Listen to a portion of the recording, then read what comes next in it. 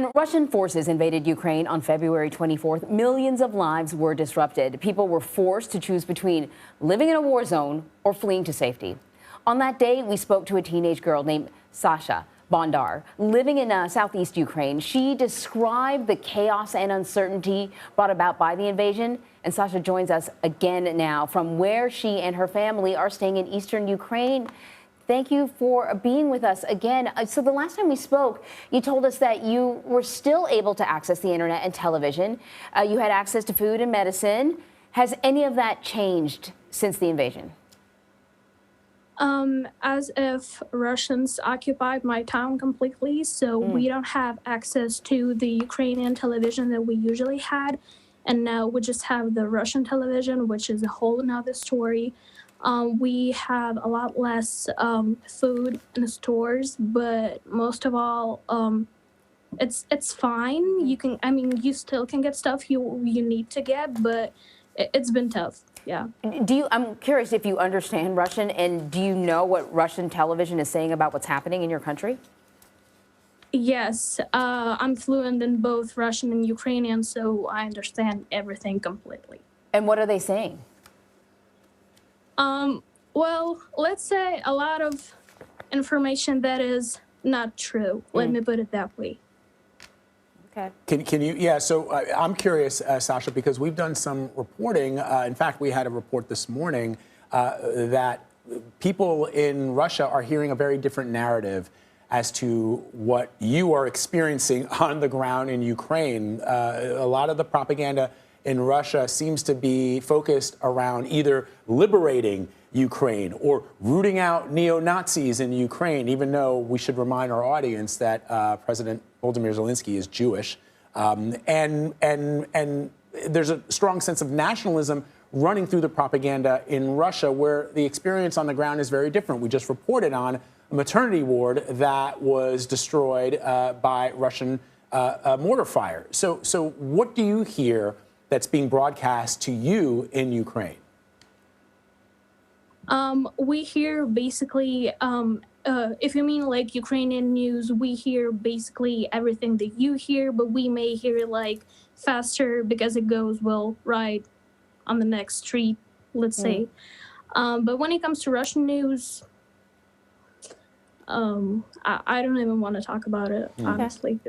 So let me ask you about your day-to-day life now. What is that like for you and your family? Waking up, checking up with relatives and friends from other cities that are doing way worse than we are. We try to keep in touch with them because we are really worried. We have breakfast, have lunch, have dinner, and we obviously are checking the news because it's really important to stay updated on what's going on. And that's probably it. I enjoy reading, so I read a lot to keep myself a little out of everything. But yeah, mostly that's how it goes. So you say your town has been basically overrun by Russian soldiers. Yeah. So what's the plan for your family? Are you going to be staying there? Do you have any options at this point? I don't even know if you have the option to leave. We have an option, if it's the right word for it. We can leave, but it's really dangerous right now because Russians shoot the cars of those civilians who want to leave their towns and cities and move to maybe to the western part of Ukraine, which is a little more safe. It's really dangerous to live my town right now. So for now we're staying, but as soon as we get the chance, we're gonna go to the western part of Ukraine. Sasha, I'm curious. You're young. You would have been in school. What are you missing now that all of this is happening? What would have been happening with you, without an invasion? Would you have been going to classes? Yes, ma'am. I would have been in class not right now because it's not late, but evening. But yeah, I honestly miss school. All the Americans teenagers, if you're watching this, please enjoy school. Please. It's not that bad, trust me. You bring up such a good point, Sasha, and you're incredibly brave to have joined us, not just this time, but we spoke to you again the last time when the situation was even more dire because it was just the beginning of the invasion.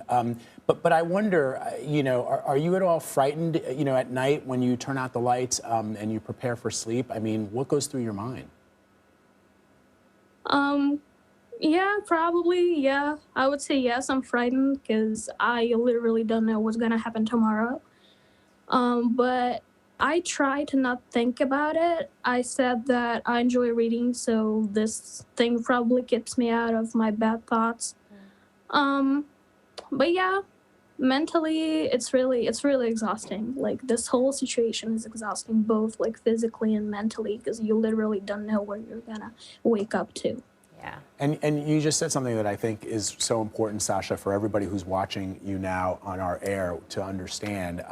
Sometimes the problems that we deal here with in the West can seem very, very small. Perspective is so important. What you just said about appreciating school, which a lot of people think is a chore and a hassle, and you're saying to them, you're saying to the world, you should appreciate those things because right now you are not able to do them. We thank you so much for your message. We thank you for taking time out to speak with us. Stay in touch with us. Let us know how you're doing. Yes, sir. Thank you so much. All right, Sasha. Sasha Bondar, thank you very much.